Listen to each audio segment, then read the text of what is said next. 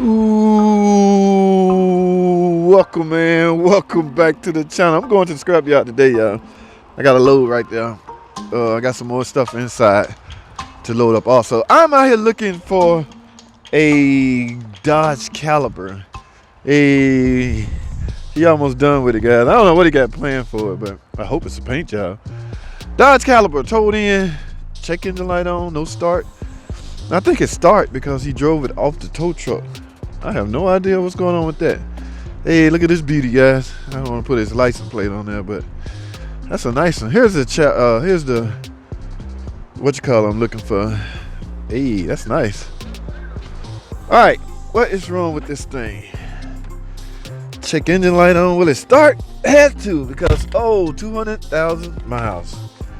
No need to fear, no need to fret. That is considered normal nowadays. Y'all remember back in the days? Come on, baby. Oh, battery down. Do y'all remember? I gotta go get my jump box. Do y'all remember back in the days when 100,000 miles was considered? Your car got over 100,000 miles. Oh my God! It's time for a new car, guys. 100,000 miles. This day and age is low mileage. See, that's what I'm saying. I gotta go way back up there to get my jump box, guys. We used to have stairs right here. How many of y'all old schools? How many of y'all been following me a while to remember when we had a set of stairs right here? I can just go this way and go right up the stairs and be there. In fact, I usually use those stairs for exercising. That's what I did every morning. I run up and down the stairs 5 times. That was my exercise morning routine. Y'all know I'm a health and fitness enthusiast. Okay, so now I gotta cheat to get upstairs. But I'll tell y'all what, hold tight, guys. I gotta go get my jump box. I'll be right back. All right, guys, here we go. I had this jump box for a while. This happened to be the best jump box I have ever owned.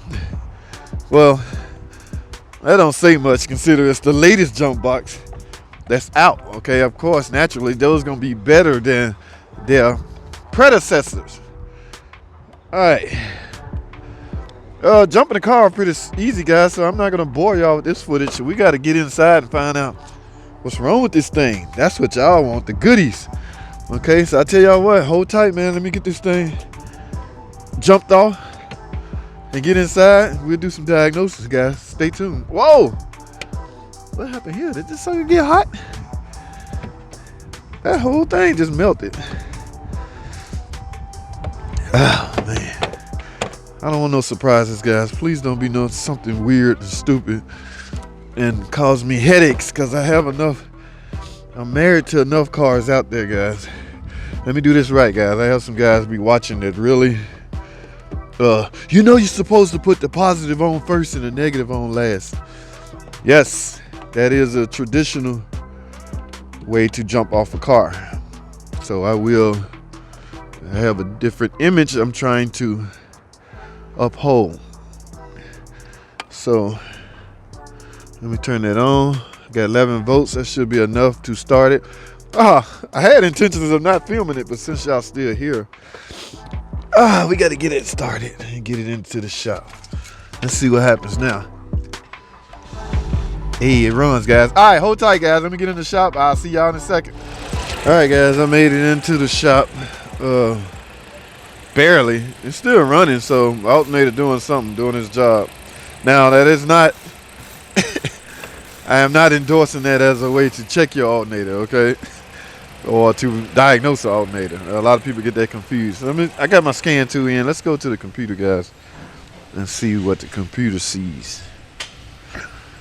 All right, guys, as you know, yellow in any box indicates a trouble code. So, but what we're interested in, because check engine light on, PCM. So let's go into PCM, look on the DTC. Find 3 trouble codes. P2173, high vacuum leak detected. Whoa. P0117, temps are slow. P0507, idle speed. This one was set because of this one. And actually, that is pending, guys. So, oh, wow. All right, now, I will come back to this later, but now, I'm nosy, guys. I want to know why all of these lights on. So I'm gonna look at all DTCs. Oh, they have an airbag problem in their ORC. occupant restraint module. That's what that stands for. This pointing toward a clock spring, guys. Okay, and these are active, so the airbag light is actually has to be on because this is active. Torque request, yes, you would get a code like this if vacuum is interrupted, and as you can see, vacuum is interrupted. This is likely going to end up being a intake manifold plenum. What do we call this? Plenum. Yes, the plenum, intake plenum. I gotta go check some things, so we're gonna go back to the car in a second. And they have low tire pressure, and that is simple to repair. Simply add air, and it's active. It's amazing how computers are monitoring everything now. Something is simple, and it's not simple, guys. Do not belittle the importance of the correct air pressure in your tire. It is very important. So I was kind of I had to mature to get to this point, guys. You have to be at a certain stage of maturity to appreciate why computers are monitoring simple things like tire pressure. Once you understand and you see the result of, you know, what could happen by riding around with low tire pressure, especially at highway speed, you know, some tires can become overheated and it just can get dangerous. So I'm all for monitoring the simplest of things that will affect safety. And yes, low tire pressure can, and it fuel economy also, guys. So I'm getting off track. I hate when I do that. But guys, we're gonna go back to the car. We're gonna stay focused on what they came in, and I would just add in the extra stuff. We are required to focus on the complaint first. All right, let me write up this estimate and go check some more stuff out. Stay tuned. Let's get it. Okay, guys. What I'm gonna end up doing, from time to time, guys, these intake plenum will fail and produce leaks. That's a throttle body attached to this intake. Y'all can't see it. It's down there. You can see it down there. So you don't necessarily have to replace the throttle body, but the computer sees a problem with vacuum leaks, and what you should do is actually look around and try to see or listen to tell if you have a physical vacuum leak. Shh.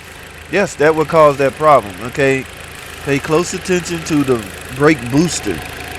All right, make sure the hose is secure on it because it could cause these problems. This brake booster goes all the way down there and attaches to the plenum. Okay, so this plenum plays a major role in engine vacuum, guys. It's just reserved. If you floor the car, the engine needs to have that air readily available, okay, to produce that power. So over time, engine creators found a way to have some. It's a long story, guys. We can get into that on another video, but I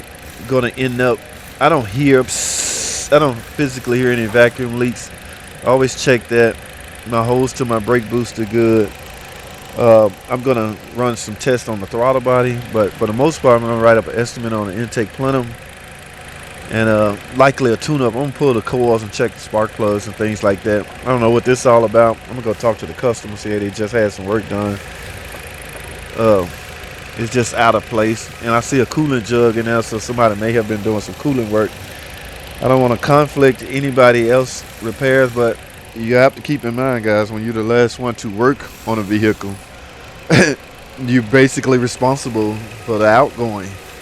So you have to notate everything that you see that could potentially be a problem like this. I don't know what caused that. I don't know if the car got hot. They're doing cooling stuff. I see a cooling jug in the seats. So all this will be addressed, guys. And when I get back, or if they buy anything, or we have to open this back up, I just have to open it up on a part 2 type video. All right, because I'm gonna shut this one down and move on to something else after I write this estimate up. All right, guys. So yes, I spoke with the customer.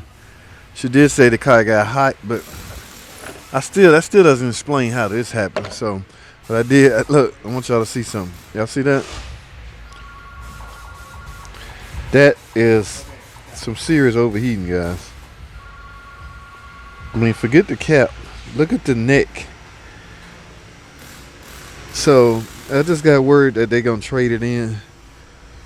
And that's why I say, guys, when you're doing an inspection or estimate, you got to look everything over. Now, not once when we was talking earlier did I bother to pull this. You gotta look at everything. Look at that. This engine is likely internal damage, guys. This is aluminum. Once you overheat it that bad, you got some serious problems. Okay, now remember the coolant code, and like I told you earlier, they have jugs of water and coolant in the car. Wow. So there is no coolant. Well, you know, if it was full, it would be sitting right here, but that is shot. You cannot fix that. You will have to replace that, but there's no need to replace it if you have internal engine failure. Okay, that doesn't explain this. Overheating doesn't explain this. This sets right here, guys. Now, did the battery catch fire? I don't know. Look at that. I didn't see that part. All right. They ended up trading the car in, guys, so I figured I'd open it back up and at least let y'all know what happened. So, which begs the question, why did you even bother to tow it in? You could have traded, because I got to get paid for my inspection. I don't know, but say goodbye to this little, can't even think of the name of this car, but it's going bye-bye. All right, guys, we had fun with this. Okay, thanks for watching. Comment, subscribe. I'll see y'all in the next video.